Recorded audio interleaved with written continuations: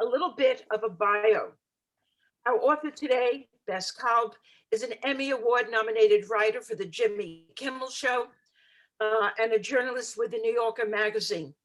She received a Writers Guild of America Award for TV comedy variety talk series and has written for the Emmy Awards and the Academy Awards. She has contributed articles to Wired, GQ.com, The New Republic, Good, Salon, and other publications. In 2012, she moved to LA and began writing comedy for Jimmy Kimmel Live. She also wrote for the 2012 Primetime Emmy Awards, the ceremony with Kimmel as the host. And she's done many other things. She also wrote a speech for, I guess it was then Ambassador or Senator Hillary Clinton in February of 2016. And one more interesting thing, or maybe I'll ask that as a question and keep everyone in suspense.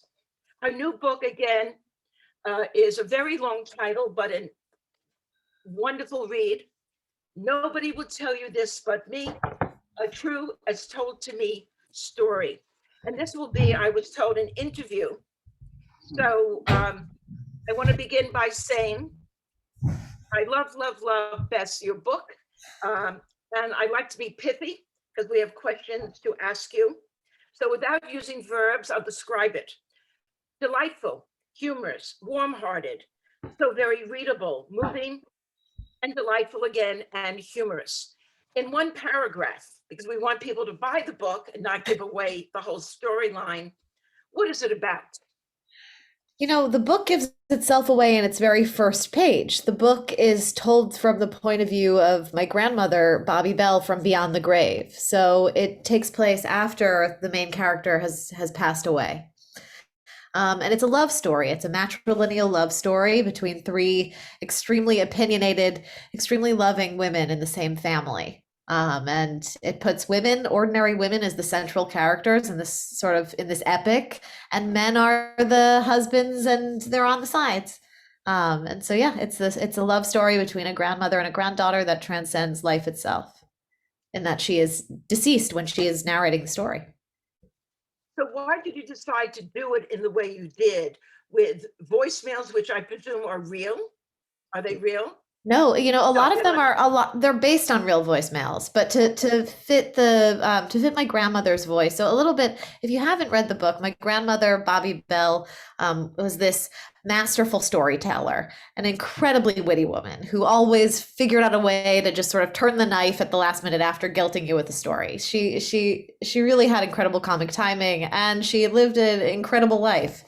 And the only way to do her stories justice, I thought, was to let her tell them in her own words, and to make sure that the book stayed true to her voice. I just let it be in her voice, and in that way, in having this extremely unreliable narrator, you see her agenda come through, what she's saying and how she's saying it.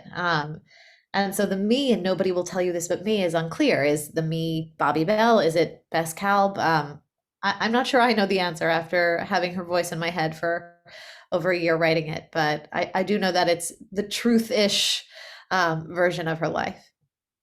That's a great tribute to her, because she really appears as a living person and almost a stand-up comic. I mean, she could have had a Joan Rivers style career. I honestly think that. By the way, I'd also like to just say a quick thank you to everybody for being here. I have you all in gallery mode, so I'm looking at everybody's faces because I can't stand to see myself on camera, but it's so wonderful to be here with all of you, and thanks for coming out. It's for hi Cheryl, hi everybody. It's great. This book was released into the pandemic, so behind me very pretentiously is a stack of my own book. That's because I was supposed to give them away at a book signing that never happened. So these are my chances to meet readers, just to get an idea. Has anybody on this Zoom read the book? I don't want to do too much recapping, or that's great. Hi, I see you, Enid and Ellen. Hi.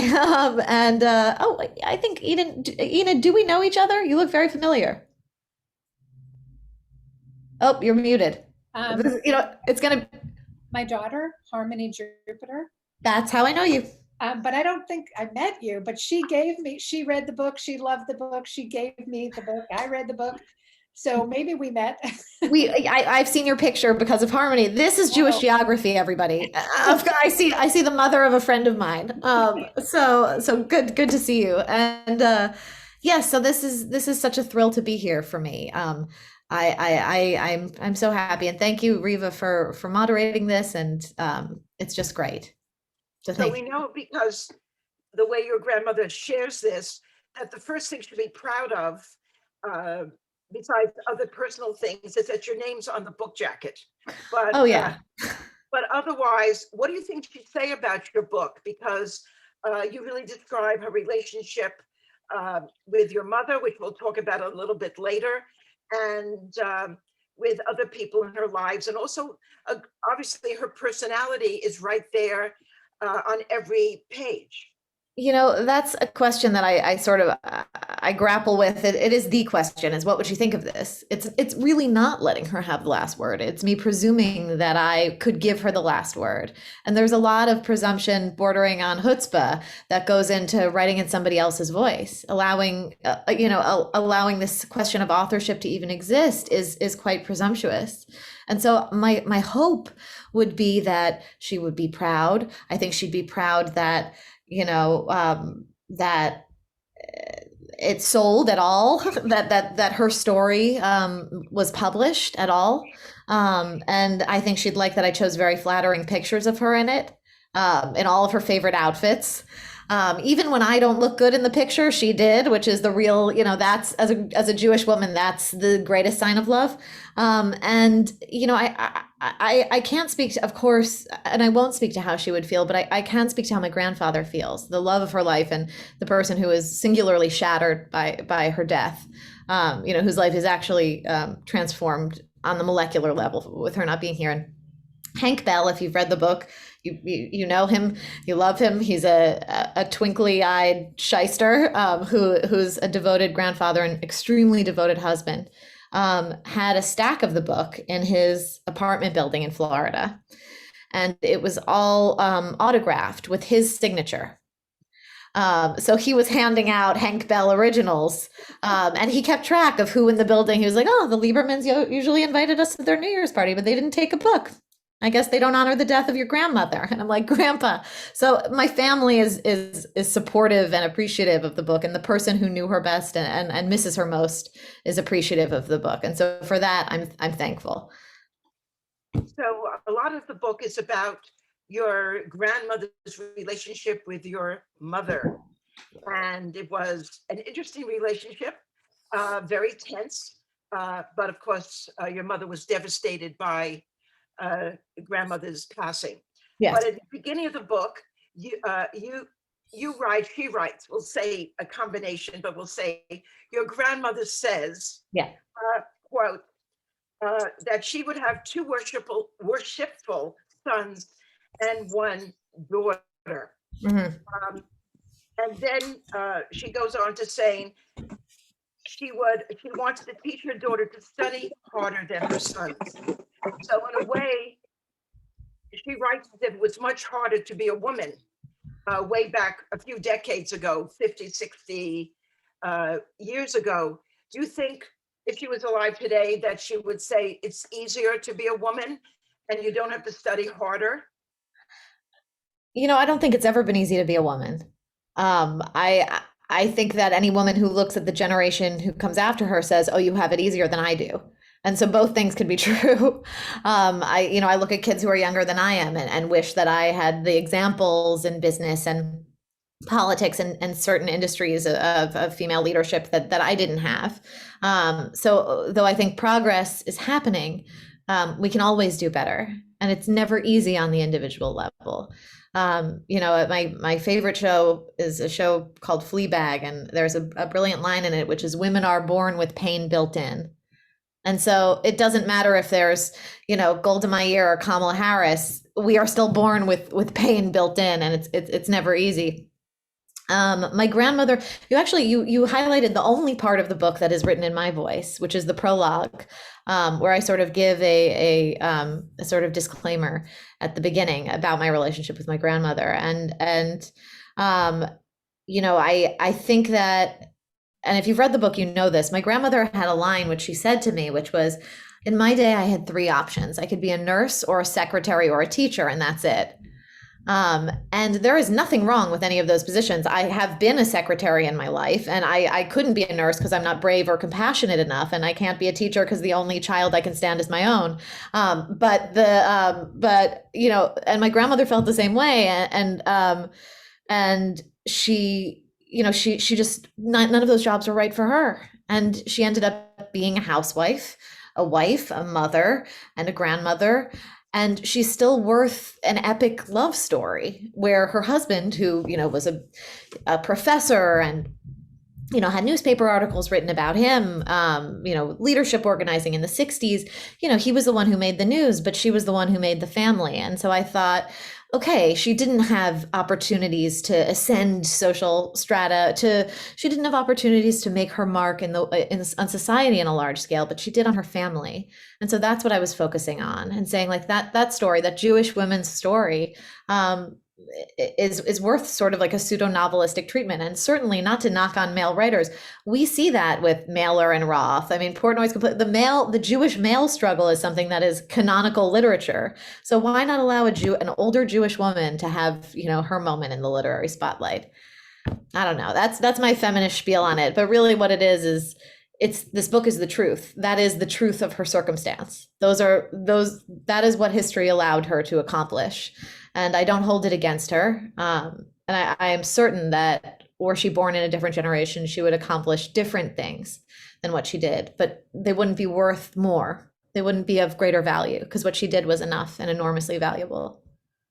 At one point, though, she mentions that she didn't have the maternal instinct, Yeah. especially for her daughter, that her sons could take care of themselves, but her daughter needed her, even though at the same time, your mother, her daughter, sorry, this is confusing everyone. No, it's confusing to my therapist too. But on the other hand, your mother kept on pushing your grandmother away. Yes. But she said she didn't have a maternal instinct, but she felt that way probably to her sons. But after, and it's certainly because of the profession of her husband, Mhm. had enough help in the house that she could go and study more or perhaps do volunteer work. Why didn't she think, if she was frustrated, maybe to do that, at least when you went to high school and your mother went to high school and your mother went to college early? She did. And there's a lot that's not in the book. My grandmother ended up developing her own building in Manhattan. Like my grandmother did projects, she was my grandfather's bookkeeper when he started out, when he wanted to go into business on his own as a builder after World War II. He said, I can't hang my own shingle. I don't have an office and I don't have a bookkeeper. And they were at their kitchen table and she said, you're sitting in your office and you're looking at your bookkeeper. And she was a whiz with numbers. And which is actually part of the story of how they met, which I won't spoil, but it's, in my opinion, it rivals any romantic comedy of meeting on the bus the way that they did, and it does involve math. To speak to the relationship with her own daughter, I think she put her ambition in her daughter. That was an act of ambition on her part. That wasn't an abdication at all. That wasn't saying like, oh, well, I'll just relax and smoke my cigarettes and not eat, and that'll be my life. No, she looked at her daughter and she was fiercely ambitious for her. And I think that the friction between them resulted from that, because my mother, of course, is very brilliant, and she went to college at age 16. She went to Brown at age 16 and, was the top of her class in med school. She and my dad met in med school, and my dad would say, like, my mom would just sort of slowly eat some rum raisin ice cream and stare out the window and then ace her boards. And he would be like racking his brain. She just, she is brilliant. And and that's because my grandmother was as hard on her as she could have been. But the friction happened because their personalities were so different. My grandmother was somebody who loved shopping and going out to lunch and gossiping, all of the things that I love. And my mother was a hippie who grew her hair down to her backside and wrote a petition for girls to wear pants to school, which is also who I am. I, marched on Washington, and I lived on a co-op at the same college that my mom went to. I followed in both of their footsteps, but they without the glue of my mom's daughter, of me, they were just sort of dichotomous. And so I think there were two people who were equally brilliant and just so different that it was explosive. And if it weren't for that tension, and that does have to do with the fact that my grandmother just didn't have that maternal instinct. She was in this madcap love affair with my grandfather, and she had those three career options, which she kind of couldn't see herself doing. She got pregnant. She was in this house in Ardsley in Westchester, New York. And suddenly she had three kids running around. And like so many women in that generation, it was not something that she did after, like my husband and I were like, is this the time to have a child? Like, am I at a place in my career where, it was like conversation after conversation, like, well, let's wait for like 5 of our friends to screw it up and then we'll know how not to do it. And of course we screw it up even worse. But although my son is a perfect genius, this is all to say she didn't necessarily choose the life that she fell into. And so she made damn sure that my mom could make every choice she wanted to make. So yeah, was it an act of love? Was it an act of bullying? Who's to say? But that's Jewish mothering in a nutshell.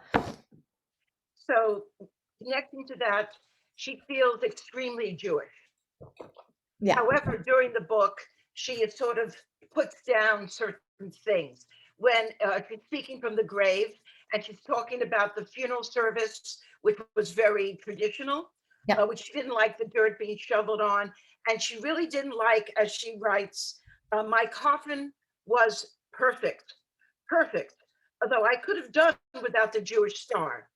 So, and she continues, what am I, a Zionist? How did she connect to being Jewish besides the innate personality, loving Bloomingdale's and other things? So I'll read a different paragraph, because what that goes on to say is what is on your coffin is the symbol that defines you. If she could have whatever she wanted inscribed in it, maybe it would be the fruit of the vine, which is the central metaphor for her life. Why the Star of David was something that the Star of David wasn't hanging on the walls in our house. She didn't wear it on a pendant on her necklace, and yet, as a Jewish woman, that is how we are buried. That's the traditional sign. But I think it shows the difference between cultural Judaism and religious Judaism. Now, my grandmother is somebody who belonged to a temple. She and I, she always made sure that I had my stockings for the high holy days. Like she is somebody who took Jewish traditions and Jewish religion very seriously. This book also takes place in Israel for a large part of it. My mother lived on a kibbutz after she graduated from college. That's where she decided to become a doctor. And her mother, and what makes this an explicitly Jewish story, and the sort of, the most sort of gripping part of the narrative is about the plight and the flight of my grandmother's mother, Rose, who, this is the only biographical information I had of her before I researched and wrote this book. Bobby Bell, this is the first sentence of my grandma's obituary. Bobby Bell is the daughter of Rose Otis, who fled Russia alone at age 13 and came to America. So I grew up in New York City. I wasn't allowed to take the subway at age 13 alone. What my great grandmother did was she lived in Pinsk in Belarus under the Pale of Settlement.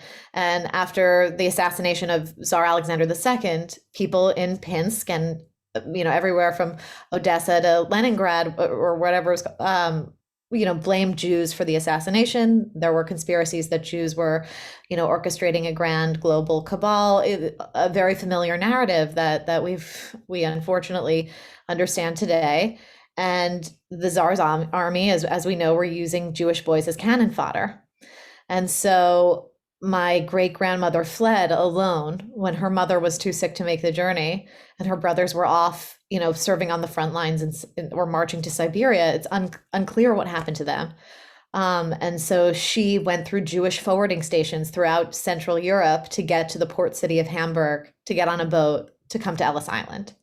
And so if that's not a Jewish story, I don't know what is. Which isn't to say there weren't aspects of the Jewish religion that alienated my grandmother. And I think that's because she's the daughter of an immigrant. On the census data in Brooklyn, which I ended up looking up, and it's in the book, my grandmother's parents, Rose and Samuel Otis, were listed as residents of Greenpoint, and the language that they spoke was Jewish, not Yiddish, but Jewish. And that's New York State codified as like a spoken language. And I see people nodding. This is familiar to all of our stories.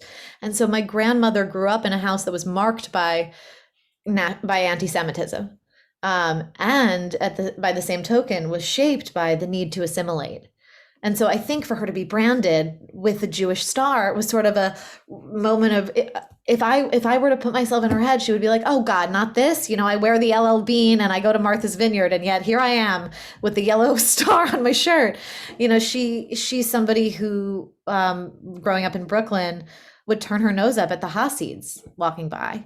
And that's something that struck me as very odd when I was a kid. I would see Jewish men and she would go, ugh, they make the women sit on another side of the synagogue. And I was like, Grandma, you can't say that about, like, that's their religion. And, of course, if my Goy Christian husband ever said that, I would file for divorce immediately. But, as a Jewish woman, there's certain license that we have to sort of like pick and choose what type of Jew is right. Which is to say, all of them are right, and none of them. It just depends on how you were brought up and how you're feeling. And if you'll indulge me, there's a section of this book. You know what? Would you like a reading, like a little bit, to give you an idea? Maybe a few Okay. minutes, not too long. This is sure. Just mute me if it goes on too long, but it's a page and a half. So this is the section that opens. That really opens the narrative of the book after the funeral scene, the section that's called My Mother. And if you have it, you can follow along in your Haggadah on page 3. So this section is called The Fruit of the Vine. And I opened with this because it really does set up, this is the matrilineal love story that we're telling, and it is an inherently Jewish story. So my mother taught me exactly one thing, and it's how to make brisket. It doesn't take a genius. The key is you just leave it alone. You put the side of beef in a large pot, pour in whatever, red wine, tomatoes from a can, some carrots cut up, half an onion, a fistful of kosher salt, a potato for your grandfather, and let it sit on a very low flame. I'd pour in some water if it got too dry, but otherwise it required very little effort. You could forget about it for the entire day, and there it would be. Don't say I never taught you anything. How you loved my brisket. You didn't care if it was tough. You loved the taste of the gristle on the edges and the char on the bottom of the pot. Before you came over to the house in Ardsley for Passover, for break the fast or what have you, you knew there would be brisket. You talked about it like a fiend. Is it time for brisket yet? Grandma, is there going to be enough brisket? Always with the appetite. Your parents never made beef because of your father's cholesterol, so you were probably very anemic. You needed the blood running through you. It's my mother's recipe, more or less. She wasn't religious, but she felt it was very important to have everyone over to the house in Greenpoint on Friday nights for Shabbat dinner. There would always be beef. Oh, sorry, there wouldn't always be beef, but there'd be liver or sweetbreads or tongue. If you stew it long enough, what's the difference? My brothers were all grown up and out of the house, and every week she'd invite them with their wives and their children to her dining room table, the same table where we were all born. She'd preside over the whole thing. She'd stand up, bang her fist on the table, take one of my father's matchbooks from her apron pocket, and strike a match. You could hear a pin drop. She'd lean her enormous breasts over the table and light 2 long candles in their brass holders she brought from Russia, and she'd shake out the match. Then she'd put a kitchen cloth over her head. Like a looming ghost, she'd very slowly lift her hands up in front of her and chant with her head bowed, her hands lilting back and forth with the incantations, Baruch atah Adonai Eloheinu melech haolam, asher kiddeshanu b'mitzvah sav, which is incorrect. It's b'mitzvah tav with a T, not sav with an S, but that's how it was in the Yiddish pronunciation. V'tzivanu lahadlik ner shel Shabbat. Then, still under the cloth, she'd say to my brother, Georgie, the vine. Georgie would wink at me and foist up a cup of wine, his chest all puffed out. He'd mouth along dramatically like an opera singer, and I'd try not to laugh as she continued on in her trance. Baruch atah Adonai, Eloheinu melech haolam, Berei pri hagafen. Blessed are you, Adonai, for giving us the fruit of the vine. Imagine calling a jug of my Zader's 40-cent kosher wine the fruit of the vine, hardly. Then she'd take the cloth off her head, fold it back up on the table, just as her mother had done before her, and hers before her, and hers before her, and so on. And there she'd stand, solemn as a statue, beholding all her creation. Thank you. On another note, as we move on, there's a motto or a saying that is repeated throughout the book. Mhm. The earth is cracking behind your feet, and it feels like the whole world is going to swallow you up. You put one foot in front of the other, and you keep going. You go forward. Did he Yeah. really say that? And when did you, if you want to share, follow that those words of wisdom? She said that all the time. She said that if I lost a soccer game when I was a kid. She said that during my, earth-shattering heartbreak when I was a teenager. And she said that when I got really, really sick when I was an adult. And she said that during all kinds of personal struggles. And she said it about presidential elections. She said it to get her through because it's what she was taught. It's what got her mother through. And it's what got her through her incredibly difficult childhood and her incredibly difficult young adulthood, living in poverty. And, she would also say, the fact that she would say it at the most catastrophic moment and also the most trivial moment really speaks to how that attitude just is who she was. The title of the book, Nobody Will Tell You This But Me, is also something that she said. They sort of went hand in hand. One of them was, Bessie, you have to get over yourself. You have to go forward. When the earth is cracking behind you, you put one foot in front of the other. And the other, Nobody Will Tell You This But Me, was always what she said before she delivered like a devastating insult. Or before she delivered extremely important advice. Nobody will tell you this but me, but what would a man do is something that she said to me when I was a fact checker at a magazine, and I didn't think that I'd ever ascend beyond. I would never have my own byline, let alone a book. And so, but yet the only time that appears in the book is right before she says, you'd be gorgeous if you went a little blonder. These things that my grandmother said, the earth cracking, the title, they are her mantras and they've become mine. And so now that this year has befallen us and this strange time that means that a book event takes place in little boxes on Zoom, and there is no saying that has carried me more than when the earth is cracking behind your feet and you feel like the whole world is going to swallow you up. You just put one foot in front of the other and you go forward. It's all you can do. She also wrote, never buy fake anything. But that's another story. Okay. Yeah. You've been a journalist, a fact checker, a comedy writer, and also a speech writer for Senator Ambassador, I'm not sure which title is, we should say, Hillary Clinton. What do you like the best? Which profession did you like the best? And what are the different attributes for those professions that you had to adopt or carry forward?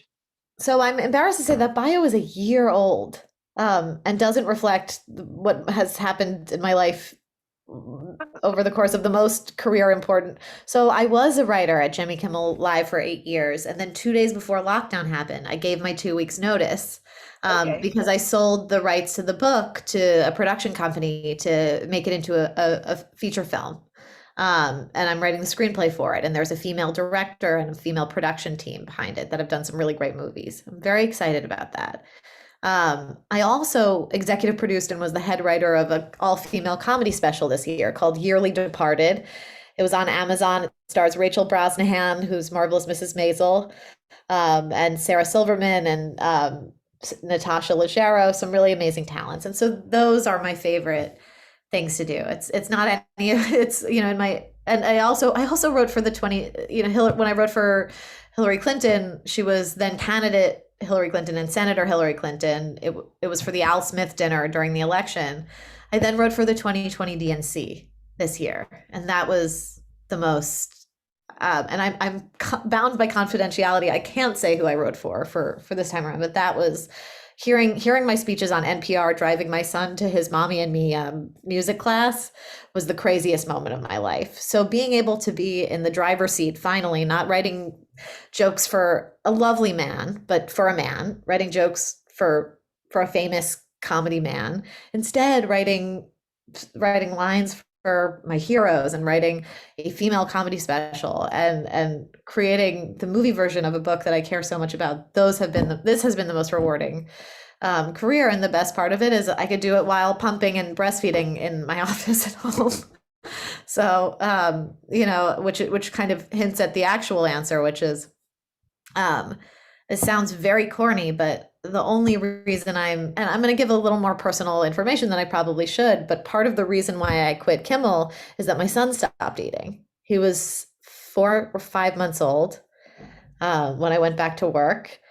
And he went on what's called a nursing strike, which sounds very French. And so I sort of said, okay, kid, like message received, I'm going to go out and I'm going to try to make my own career. And by the grace of one foot in front of the other, and what would a man do? I did. So thank you, Grandma. Yasha Koach. Very good. But related to your movie, I was going to mention that. And who do you imagine playing the women? I know what my grandma would say, which is Meryl or nothing. But who knows? It's probably going to be a very small movie. This is, it's like I'm not writing the Avengers here. This is like this is like a matrilineal love story that takes place in different timelines with like an independent production company that made a movie called Dear White People, which is an amazing movie. And they sort of put art over commercial. So who knows? Like maybe a friend of mine will play, but like the budget is very small. So like wear your own clothes small. So who knows? But that, this is being recorded. Budget's great, everything's great. Here's what I really think about the casting, which is how writing a book with an older woman as the protagonist, like great. Already that's what I wanted to see. That's how I wanted to honor my grandma. But having a movie where it's a woman in her 80s as this central figure, like that symbolically for me and for my grandma, because the two of us would go to movies, the same movie alone in different states, in different movie theaters, and then call each other after. And we both get popcorn and Raisinets and mix it together. And, and she lived to 90, so it's great. But seeing that on the screen is so important to me, and finding an actress, and hopefully a Jewish actress, who can convey not just the shtick of a Jewish grandmother and what we've seen as sort of a caricature in popular culture, unfortunately, but convey the pathos and this sort of multifaceted, complex person.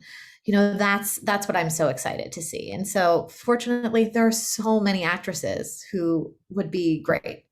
And some of my acting heroes have contacted the production company and the director who are interested. So the great news is I'm not in charge.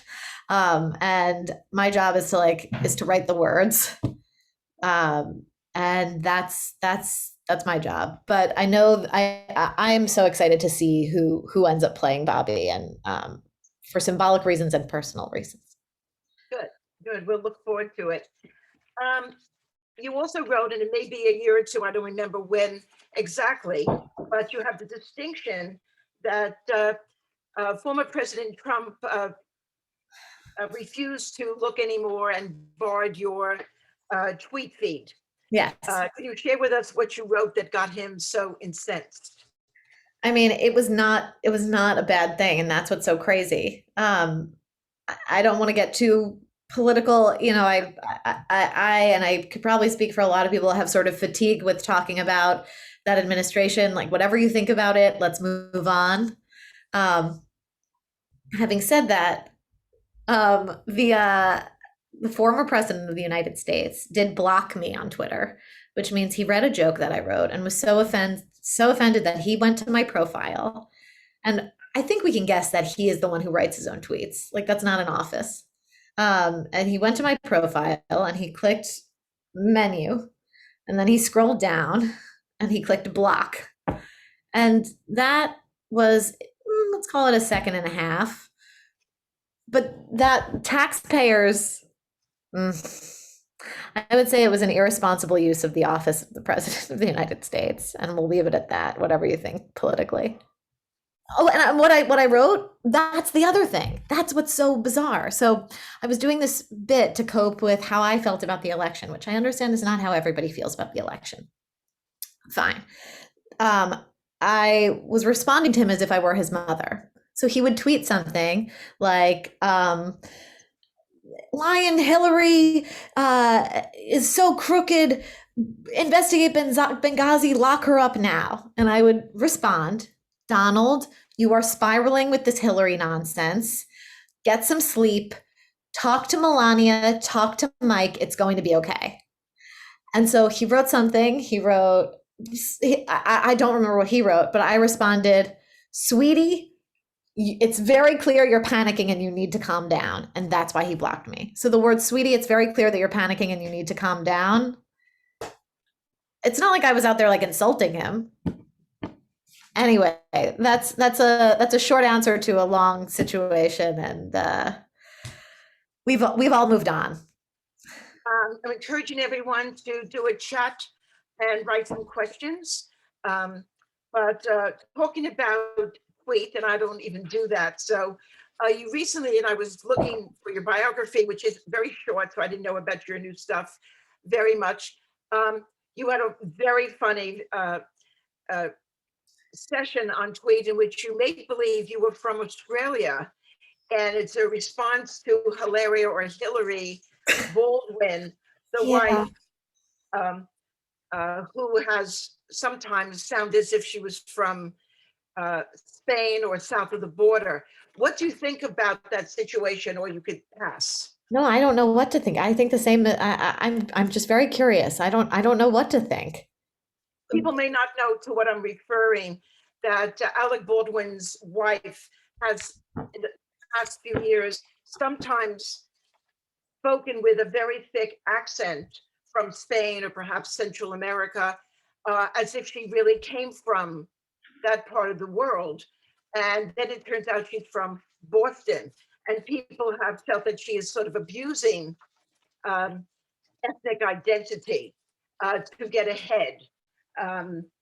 But yours is hysterical. People should look for it because you blame Captain Kangaroo for your Australian accent that you use. You know, we all cope with lockdown in our various ways. I will say this, when I went to France for my honeymoon, I ordered, the first night there, I ordered in this ludicrous French accent. I took French in high school, and I ordered in what I thought was perfect French. And the waitress looked at me and responded, I said, you know, I'm not even going to say it, but I said, like, I would like the steak frite and a glass of wine. What I actually said was probably like, I would like the fries upon a beef and a bottle short red. And she looked at me and responded in English, and I've never been more humiliated in my life, so I can't imagine how Hilaria feels, or Hillary. No, that actually happened to me because my French is from high school, and when I went to France, they did respond in English because— Yeah, it's terrible. It's a terrible place. But someone does ask, well, let me just, where did your name Kalb come from? My father. No, they want to, I guess, it's a Jewish, it's an Ellis Island name. The real answer is my father's father's father was Ilyevich, and they heard Ilyevich and wrote down Kalb. Of course, very logical. What you decided on the title because you sort of expressed it, that your grandmother used to say that. Yeah. But consider any other titles. Sorry, I'm just gonna the the sun might be making me look a little bit freakish. I can turn my computer, so you'll see my exercise bike and my child's plaything. So this just got a lot more exciting. Do you consider any other titles? No, Like this was hobby? this was the subject of the email that I sent to my literary agent when I just had the treatment and the first 20 pages. I always knew this was going to be the title. Okay. If there are any other questions? Well, then I want to thank you. And Rabbi Stein, the rabbi of B'nai Shalom, the co-sponsor, is going to end. But I just want to thank you. Oh, sure. Are there any for, are there any questions from people who want to ask directly? If you want to like raise your hand and chat, I'm happy to do that as well. Just anyone chime in. unmute yourself before Rabbi Stein enters the Zoom. Well, I just want to thank you for introducing us to the remarkable woman who your grandmother was. And we could say that she lives on because you gave voice to her voice. So thank you. Thank you. What a lovely thing to say. Thank you. Well, I'll just be first and say Rabbi Stein. So I get to offer a small bit of gratitude at the end. But I see Ellie has her hand up. So I don't know if you would want to ask a question before I do that, because there's a little bit of time. Are you okay? Okay. So yeah, I get to offer a little bit of gratitude at the end. So I first of all want to thank Riva and the JCC for always arranging these great programs. It's really been a pleasure to partner with all of you, even in this sort of strange way this year. And then offer again special gratitude to Bess Kalb for joining us today, and to put in another plug for her Twitter feed. She's one of my favorite Twitter follows, and is always entertaining if that's a thing that you do. So I put a plug there. And also to remind people to buy the book. As Riva said at the beginning, the speakers join us out of the kindness of their heart, and it really is a big deal for us to try to go out and support them by buying the book. And while I haven't read it yet, I was so excited that you had agreed to speak with us today a year ago, and I'm really looking forward to having the time to sit down and read it. So thank you so very, very much, and we look forward to the book and the film, and thank you to everyone for making time this afternoon before Passover to be with us. Thank you, Rabbi Stein. Yeah, thank you. Thank you. And we'll look forward to the film. And your agent has my email because I also run a film festival locally. So maybe we'll show it. That would be lovely. I hope so. Thank you. Everyone, Thank you all. Be safe. Have a great holiday season. And we'll see you the end of April for our next Jewish Book Council book, Eat Something. Whether it's Pesach or not, but everyone, thank you so much and goodbye.